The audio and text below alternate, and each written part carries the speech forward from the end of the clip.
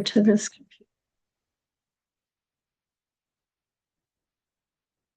Okay, Oh my. there you are. That is sad looking. All right, let me go around here. Well, we're both. Hi there. Hi. I'm Julie Shaw. I'm on the board of directors at the Warren County Historical Society, and I am here with Bob and Joe McVey at their home in Monmouth, Illinois. And Bob and Joe are going to tell us a little bit about their heritage and their history. And today is February 9th. Today's Monday, isn't it? Yes, it is. 2026. So here we go. Okay. I guess we'll get started by, tell us where you were born and when you were born. Do you want to go first? No, you go first. Okay. I was born on August 21st, 1933 at Monmouth Hospital on East Euclid Avenue in Monmouth. And my parents' name was Margaret and Richard or Dick McVey Wright, Richard Wright McVey. They were both Monmouth people. My dad, for instance, was born on a farm just west of Monmouth on used to be, it's 164 now, and just about a mile and a half out of town. And he had a twin brother and then a sister. And they farmed 80 acres of land at that time. And my grandfather was a soybean raiser and had a few hogs. And during the Depression, they always told me about turning the hogs out because the corn was worth more than the hogs. So they went through some rough times. Sure. And then now, do you want me to go on my dad, or do you, or shall I get in on my mother for next? Oh, well, if you like. My Yeah. mother was Margaret Foster.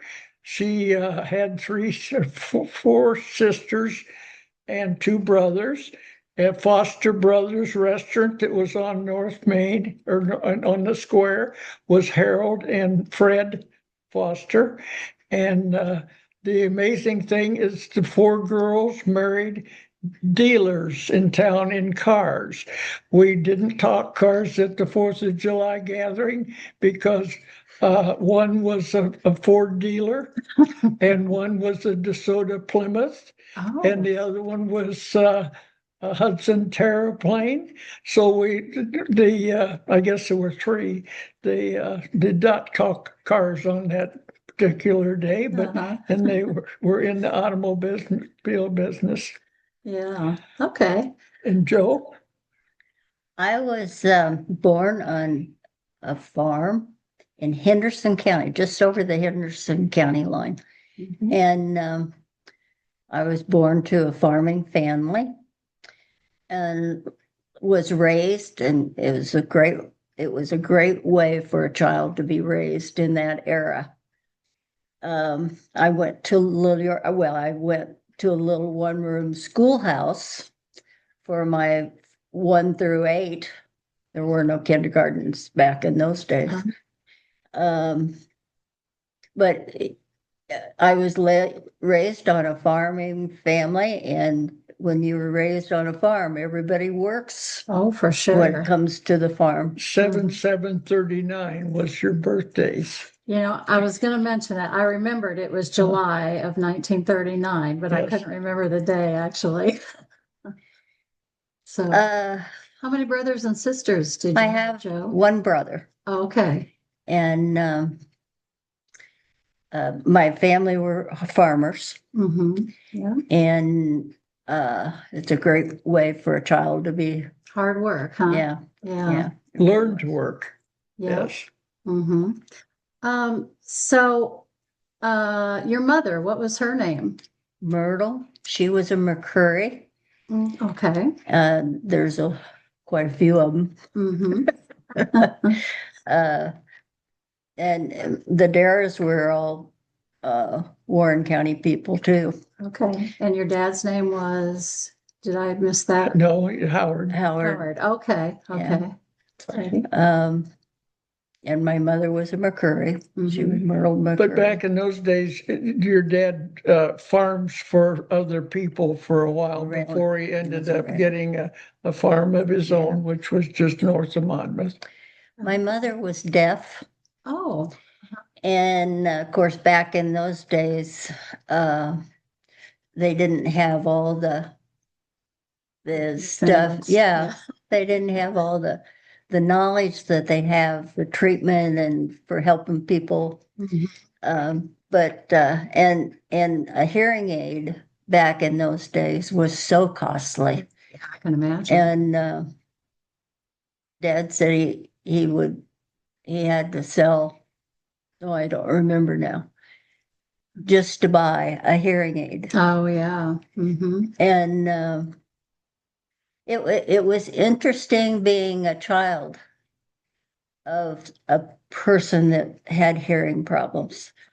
Did you know sign language or anything No, like that? no, we didn't. We weren't that sophisticated. No, and she had brothers and sisters Mhm. that supported her. She had scarlet fever when she was 4 years old, Okay. and she lost her hearing at that point. Okay. And I was raised like any other kid. I just had to yell at my mother to get her to hear. Oh, well, what was your earliest memory as a child? We were farmers Hmm. and everybody worked. Yeah. Okay. And I can remember I raised chickens first. Oh, okay. I had chickens, and then I didn't get to have a steer or a cow until I was probably in I was probably about Were you in 4-H? 12. Yeah, I was in 4-H. I was probably about 12 Oh, okay. when I first had my first animals Uh-huh. that I was responsible for. I was Okay. raised on a farm. So, Uh-huh. And you were in 4-H. yes. Yeah. How was that? Uh, Did you show your steer at the fairs and Yeah. that sort of thing? Yeah. Yeah. Slept with the steer Oh, down in Henderson County okay. Fair. Uh-huh. Yeah, we had to monitor our livestock when they were in there. Yeah. So Bob, what was your earliest memory as a child? I'm having trouble with that because it was probably when I was maybe 4 or 5 years old. I remember going to the Methodist church, and it was on East Broadway, and sitting in the little chairs in Sunday school and on Sundays.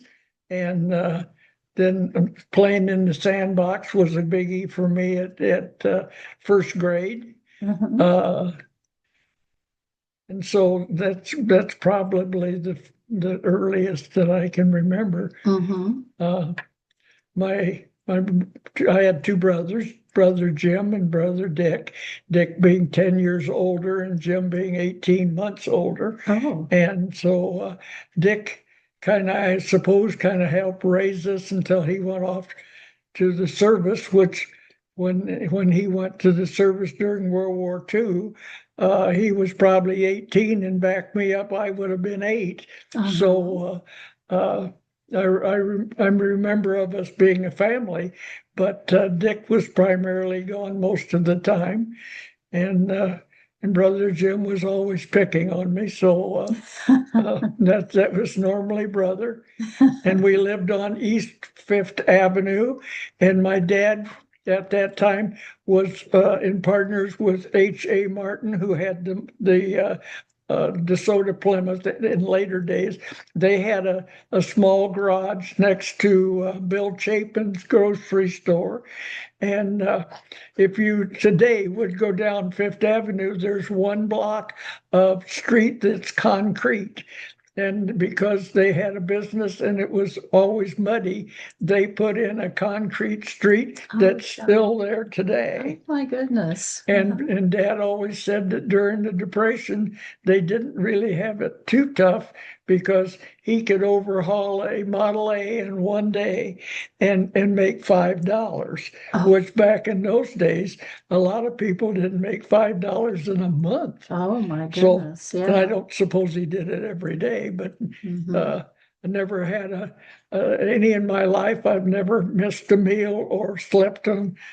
I've slept on the ground till when Uncle Sam got a hold of me, but before that, I always had a bed.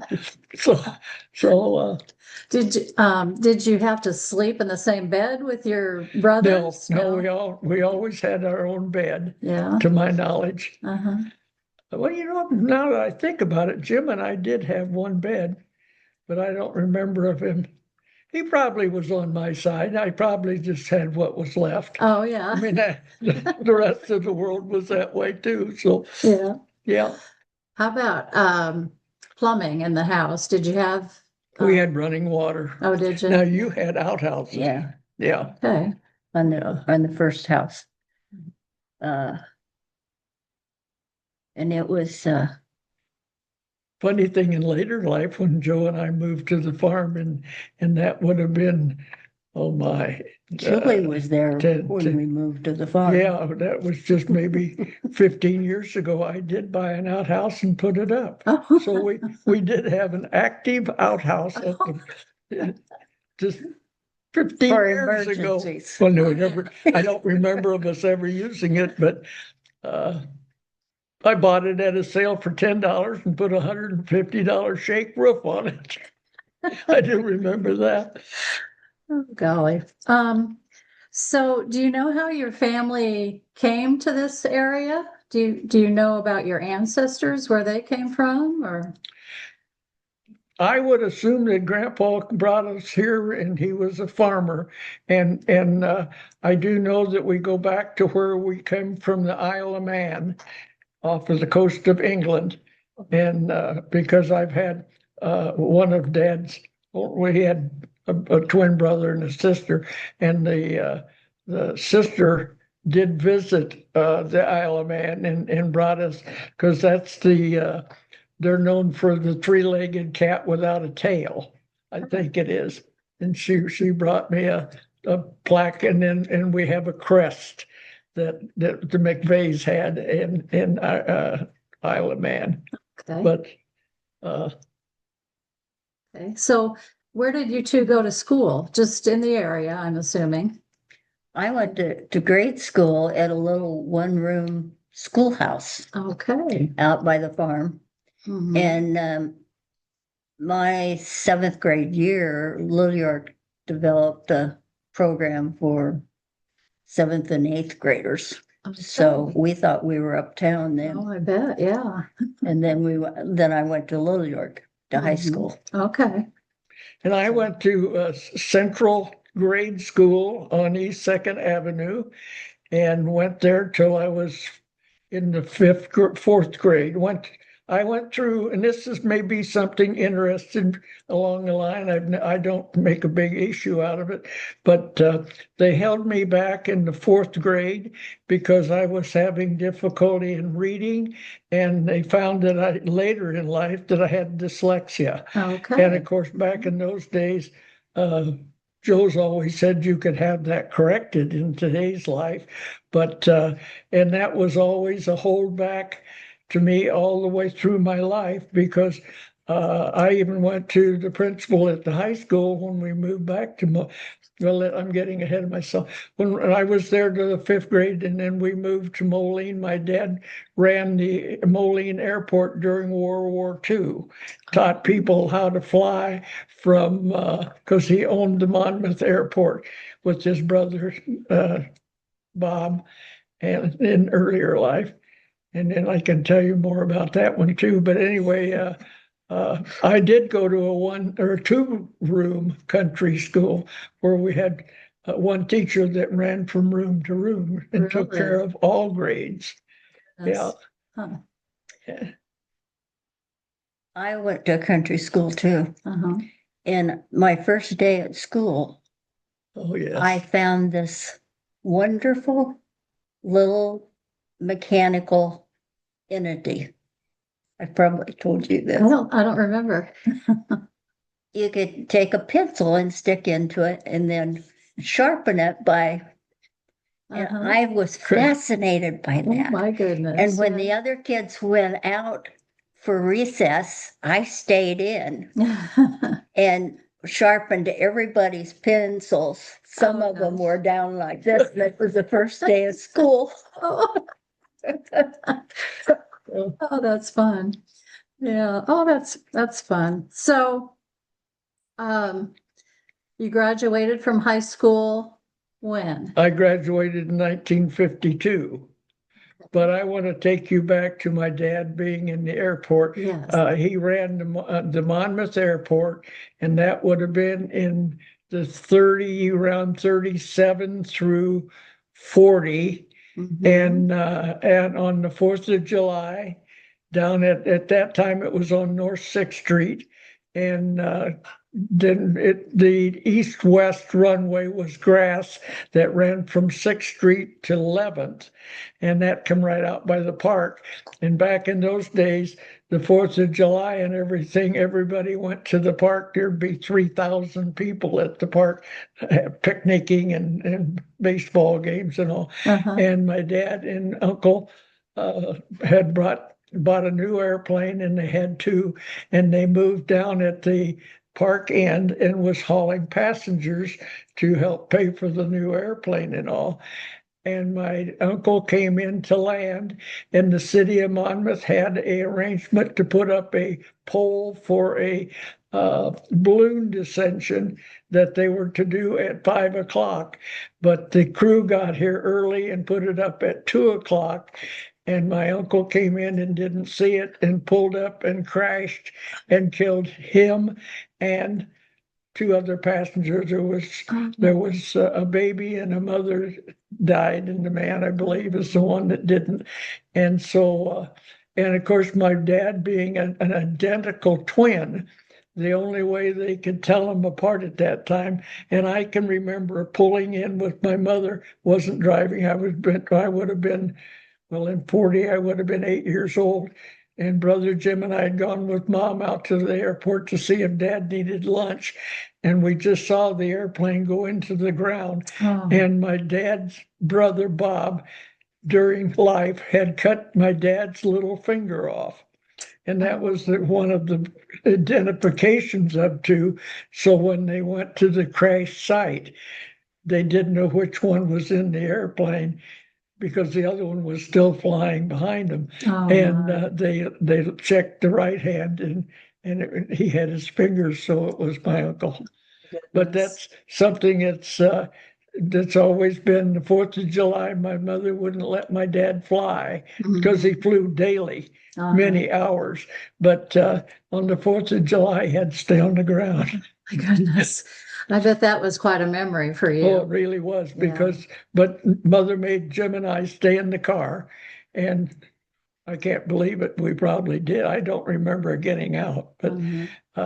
then of course she was tears, Oh, yeah. and it was quite a day. Oh, But I can remember goodness. pulling into the field just as the airplane went into the ground, and I have pictures of that too. Oh, gosh.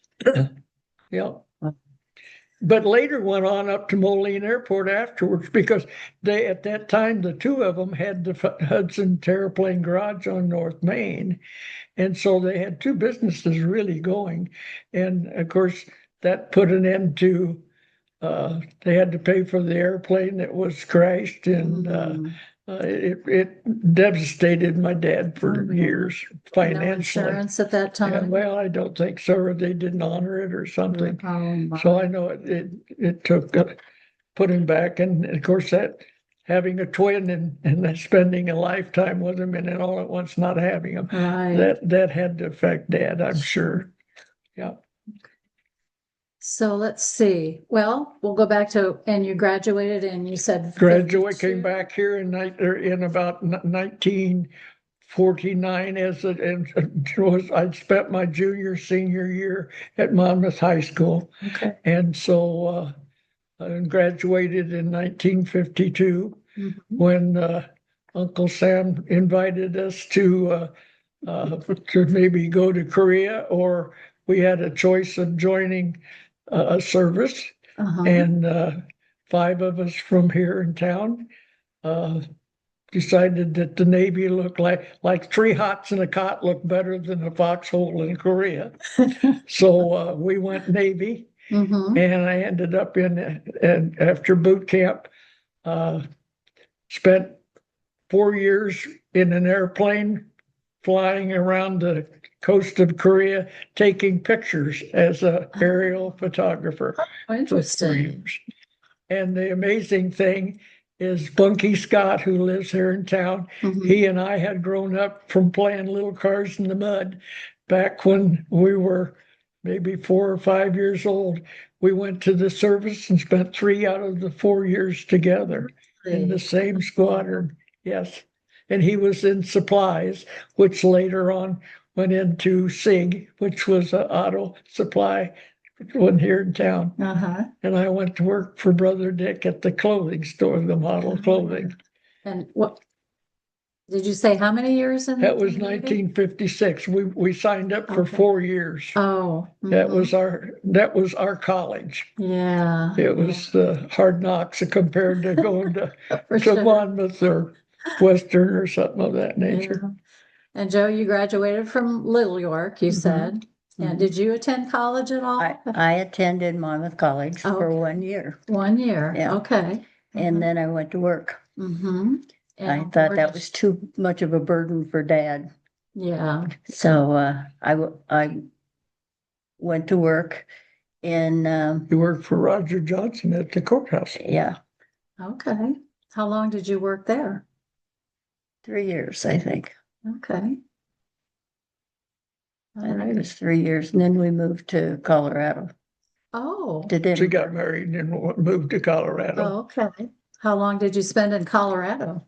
I think we were there 7 years, Okay. and Tell her about you being the secretary for the hospital and writing grants for the helicopters. I worked for St. Anthony Hospital in Mhm. Denver. Okay. And it was of all the jobs I had over the years, that's probably my next to my favorite. uh, no, it was quite an experience. They were in a building program in the hospital. I think that's probably true throughout the country. Right. Mhm. They're always under construction in Mhm. some way. But we moved back here. The kids Dana was going to start kindergarten. Okay. Who? Dana. Dana. My Oh, oldest okay. child. Yep. And the school system in Denver was so overwhelmed because all the migration that was going on at that period of time, during that period of time. Mhm. And so That would have been around 70 to 72 in that era. yeah. Okay. Mhm. And so I picked the kids up and we came back here.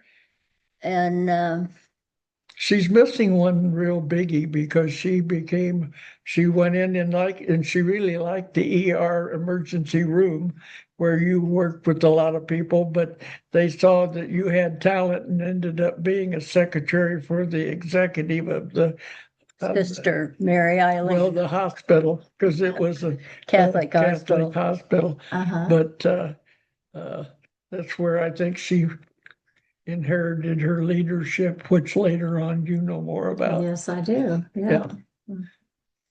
And you started at Warren Achievement Center in 1972? Yes, Probably. because we got I married in remember. 72. Yeah. Okay. Okay. Yeah. So how did you two get together?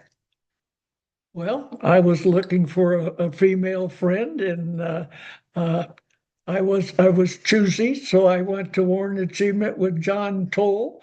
Mary may have been working out there at the time, his wife. So I went out to see who this gal that he was telling me about, this Dara girl, or so at that time it was not Dara any longer, but Papinal. So I went out and she first of all wouldn't go out with me. because she thought I was still married at the time, but I hadn't. And a little later down the line, when we got married in 72, my first wife and she are cousins. And really? we became not kissing cousins. And Joe started Born Achievement. She'll tell you more, but as I remember, she was keeping books in the hall of the school, and because it was a school at that time, and they I saw had that recess when the kids had recess. and then the board decided that she should, well, you should tell this. The board decided that you should look for, after Mr. Strom all at once gave a couple of weeks' notice and was gone as president of Warren Achievement. And Warren Achievement was small at that time. I can remember of 3 different sites, or 2 different sites that Warren Achievement was at prior to being in the school where you two worked. Yeah. And so, go ahead. I don't.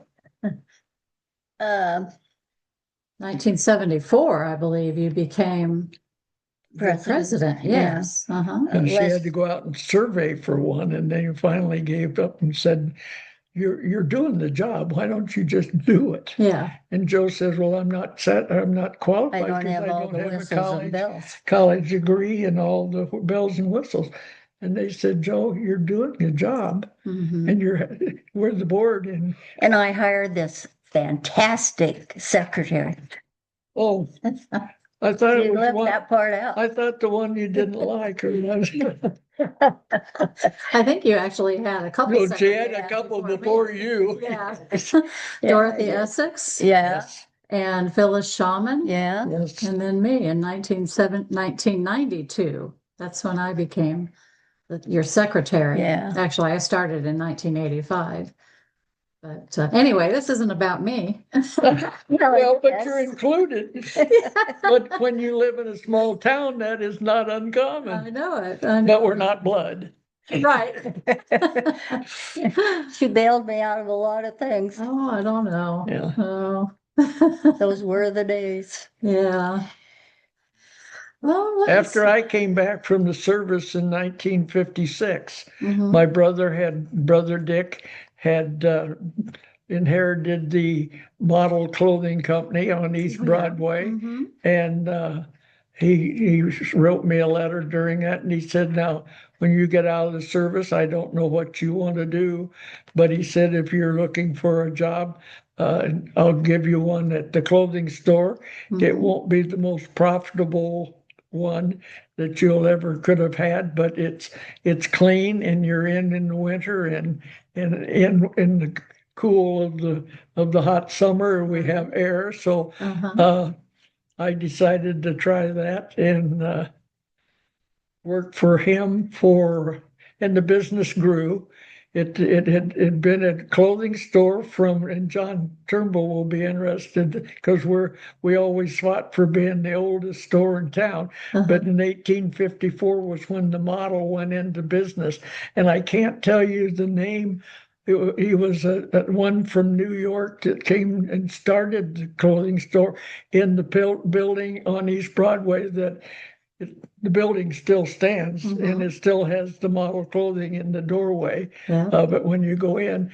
But and so I worked with him for 30 years before he wanted to retire and or cut way back. And so he offered me half the store, and so I was his partner for 8 years, and we decided in 1993.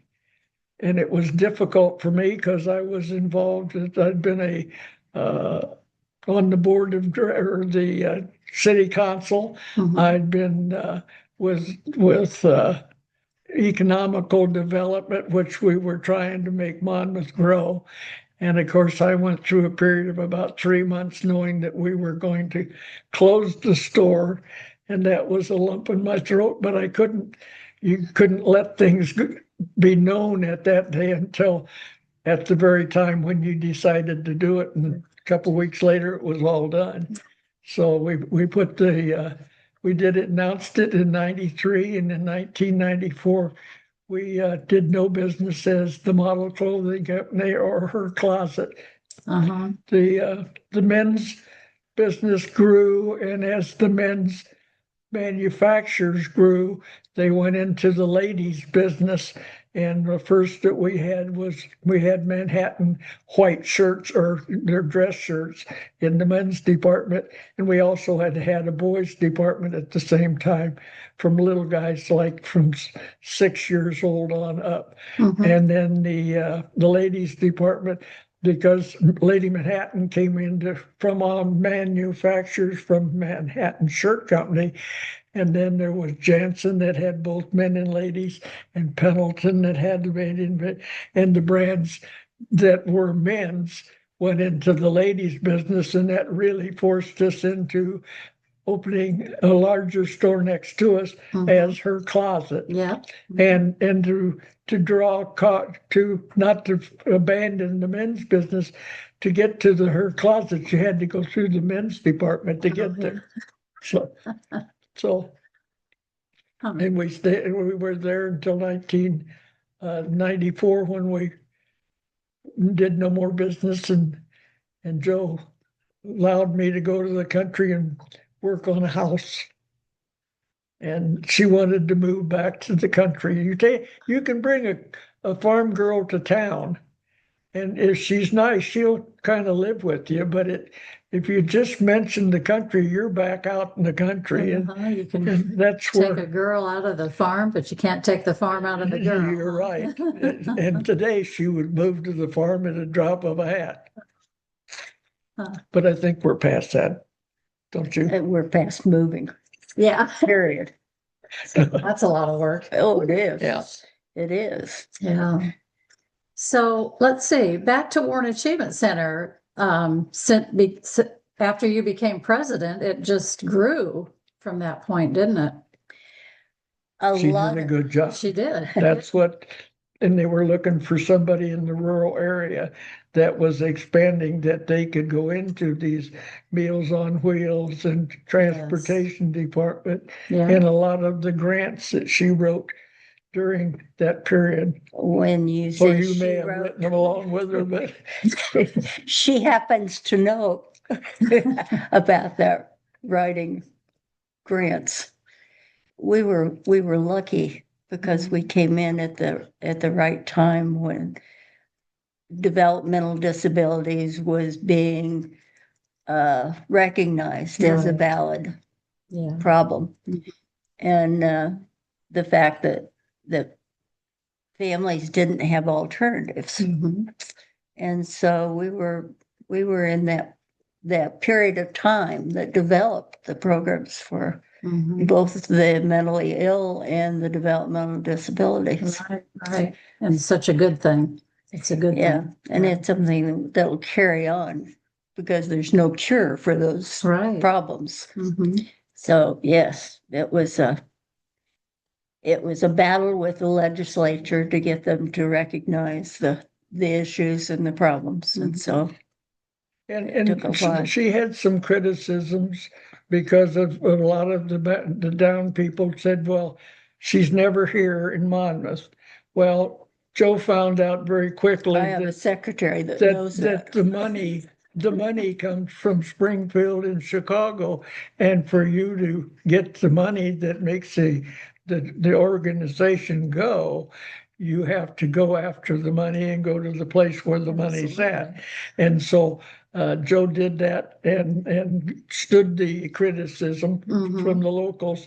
And then one of her big things that she had to overcome was because Warren Achievement had people moving to town to have their child go to Warren Achievement School, which was a one-on-one type of operation. And then the state come along and said, you will mainstream your client. And I was at a meeting when she had to announce to her parents that of the clients that she was going to have to mainstream their kids. And they wanted to tar and feather her right at that meeting. but then she kept saying, it's not my decision, it's the state's decision. And so she did convince, I do believe you convinced the state to allow you to continue for 2 years and to phase it out. Is that kind of what happened? I don't remember the 2 years, but the state, I was fortunate because I developed some friends that were at the state level that would work for me in getting some of the grants that we got. And yeah, those were not good days. Yeah. But we were fortunate because a lot of agencies went down during that period of time. And Well- 1995 was the last year of Warren Achievement School. Yes, Yeah. yes. And that was a community thing because people in the community were so proud of that program because the community had really gotten behind it and helped it grow.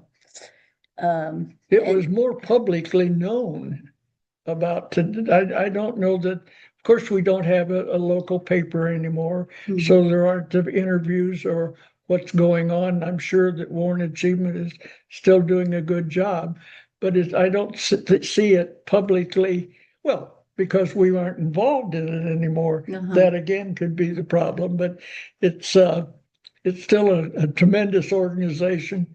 We had a niece that went in at probably age of 7. Don't you suppose Sally went in there about then? Might have been a little older. But anyway, the reason that Warren Achievement came to life was there were 6 businessmen here in town. Brother Dick was one of them that had children coming on that they knew that they had special needs.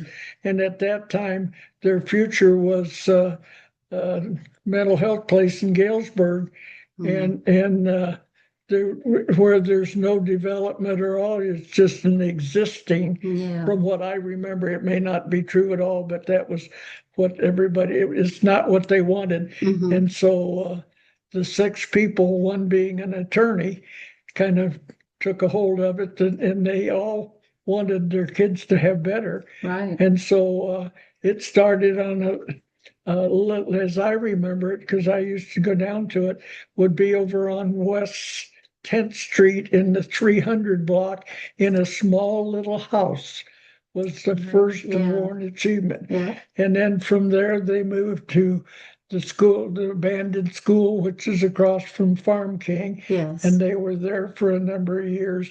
And then I think at that point, they decided to build something. You didn't build the school where it is, did you? It was there when Strom was there? The Eversoles and Bursteads. Well, they were 2 of the 6. They're the ones that were operating the school and started the development of the. Dan Kistler's dad was one of them. Well, Bob Hoddle. Yeah.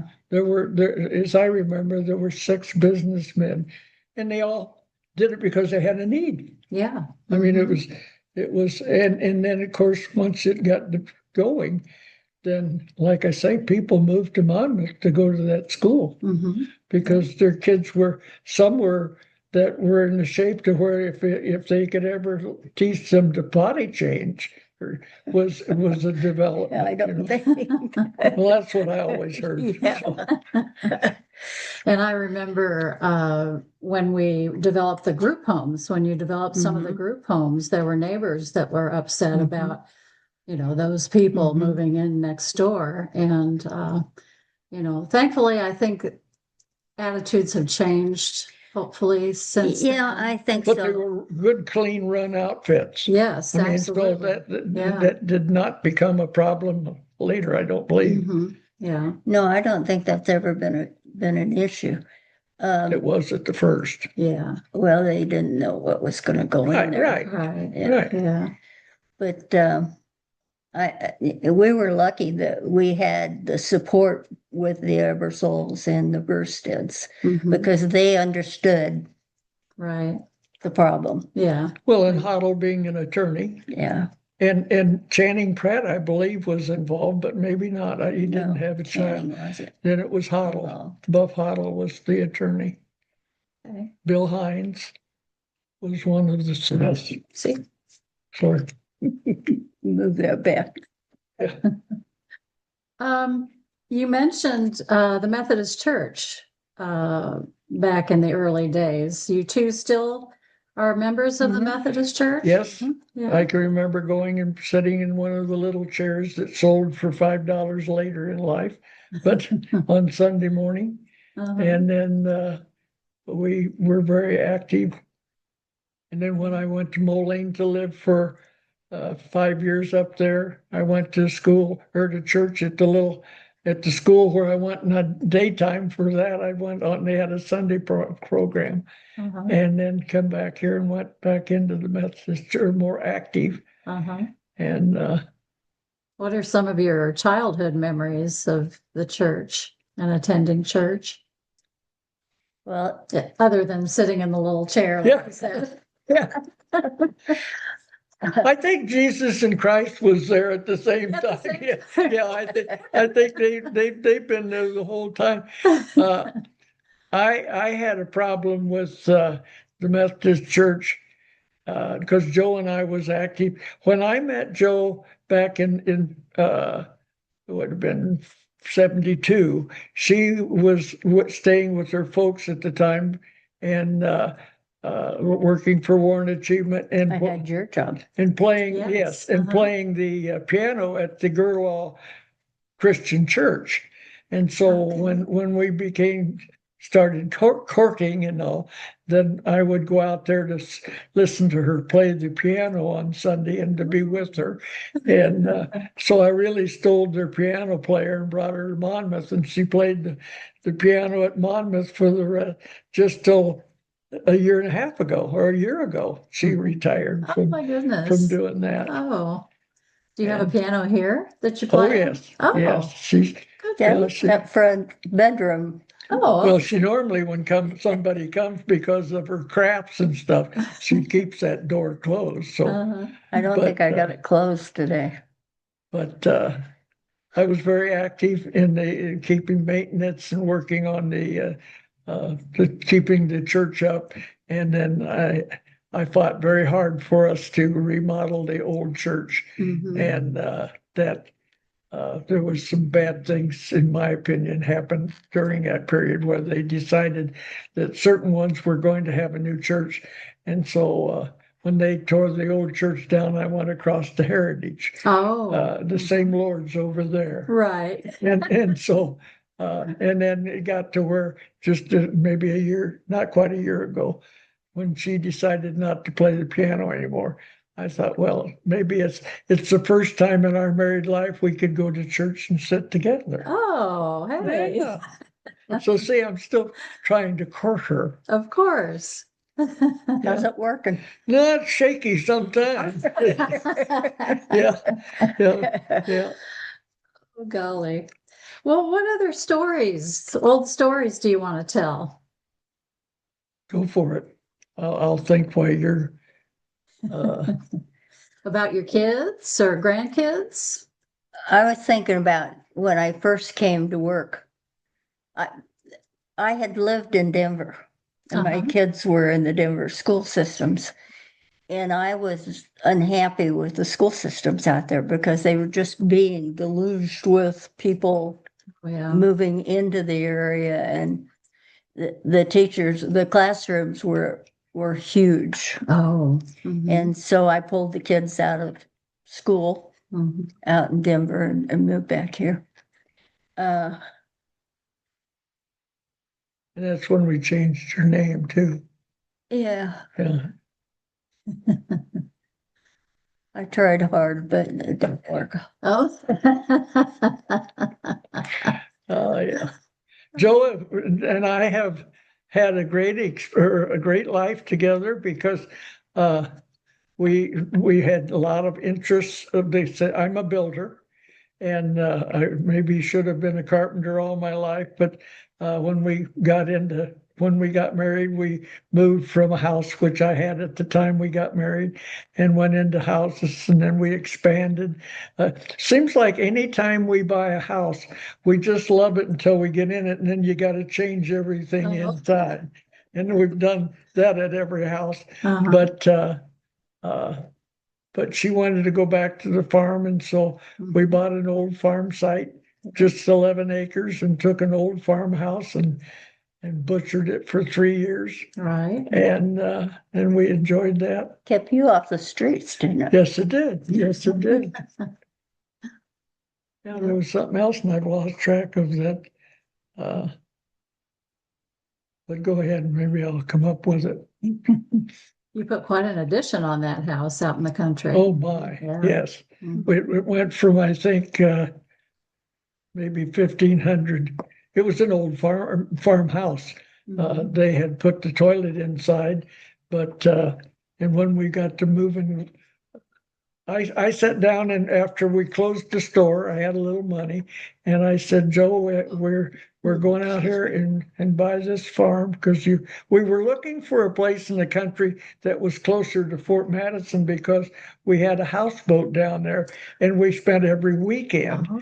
And there was for two reasons for that. We both enjoy after I got her in a boat that had a toilet. Oh. Now it was pushing till we got that done, but once it had a toilet, then she was willing to go, and the kids, well, all we had to do is say we're going to the river, and we took two kids from two families and put them together. Mhm. And it's not uncommon to find all four of them at the same thing today. Oh, So yeah. we've been blessed by that. Yeah. And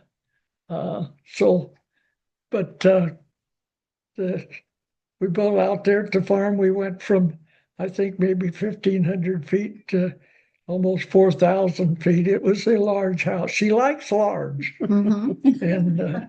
And then when we came I decided, and it was more my decision, and she's been pulling nails since, but I thought at when I was 85 that maybe it was time to come to town. Okay. And you're leaving the fun and productive years, not that you're totally sit on a chair, but health could be an issue at any one time. Mhm.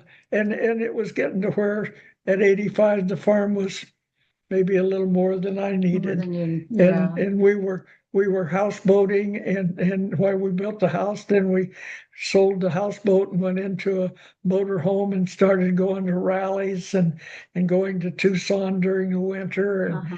And so we thought downsizing was maybe the thing to do. So we went from 4,000 to 2,000. So we still got a pretty good size house, For sure. and maybe bigger, but we enjoy it. And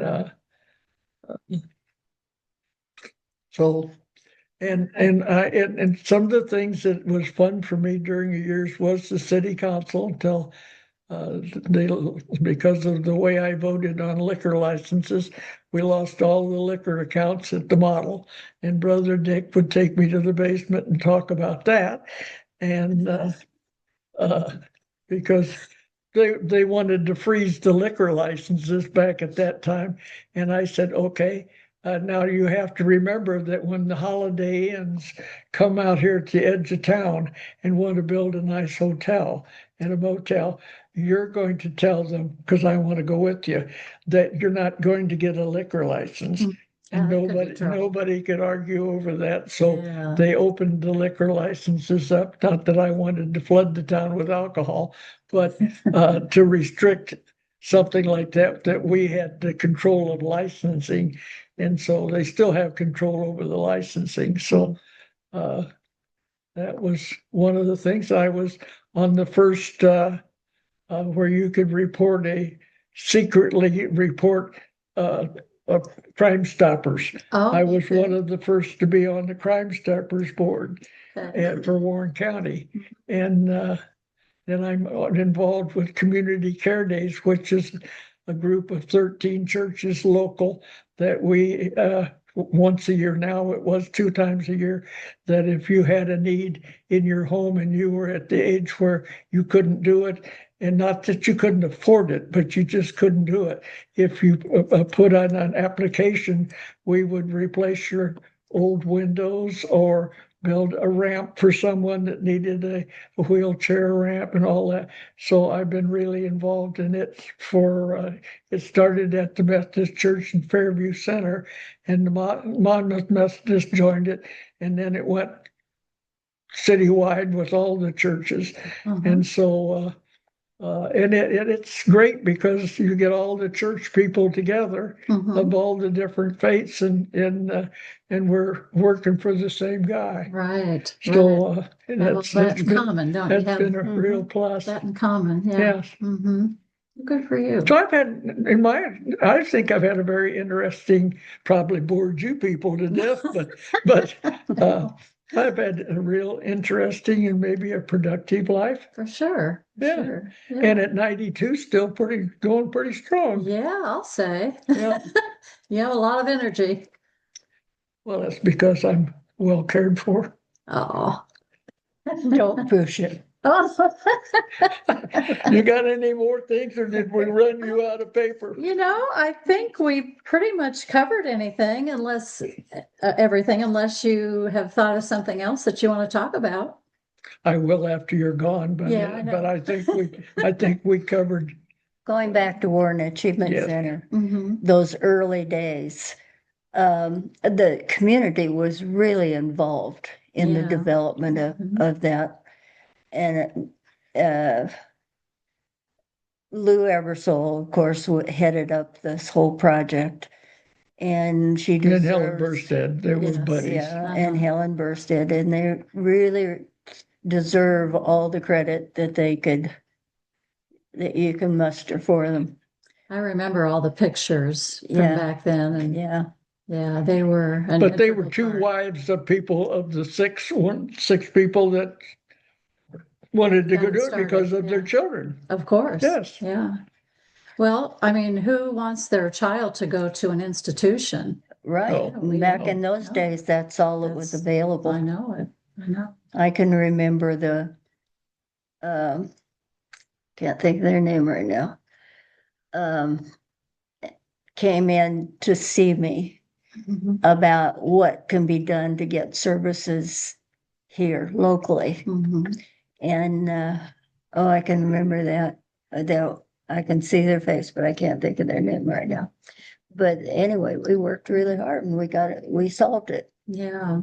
Well, good. Well, and you had to go and put yourself on the line with Warren, the county board, county because board. you needed to get That was into. not their favorite child. I realized that because I would be at the dinner table when you'd come home and express your feelings. So, but you still got it done and got.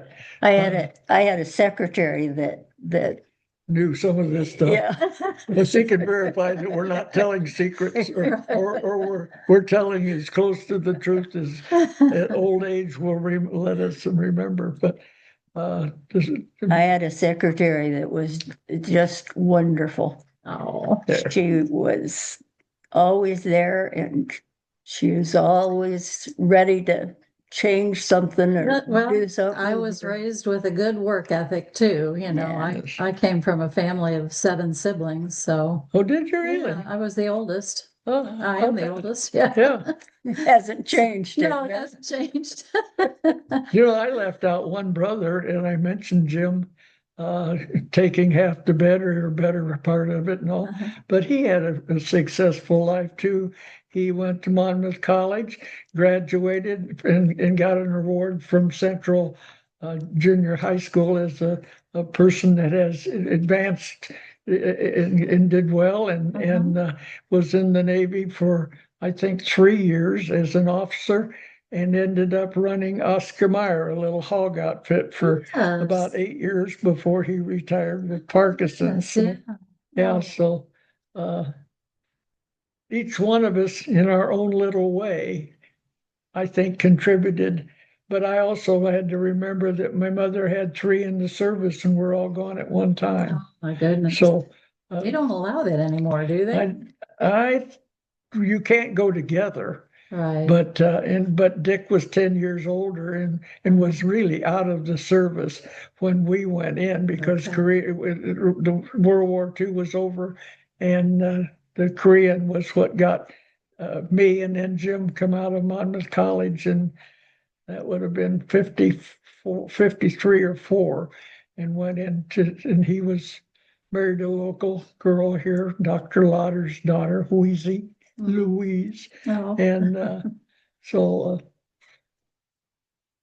but I think we're pretty well told everything that you So, and I have ever thought about. You have 4 children, a blended family. Yes, And how many grandchildren now? Can you count them? Oh, yes. Grandchildren, we have 4. Maggie and Mitchell yeah, and Steve and Mark. yeah. And then they've all married, and we've added some more, and we now have 3 very active great Oh grandchildren. my goodness.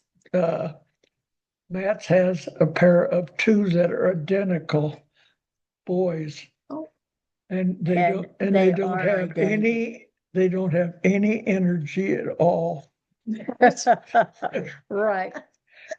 You ever had a toy that you wound up to the tightest and let loose?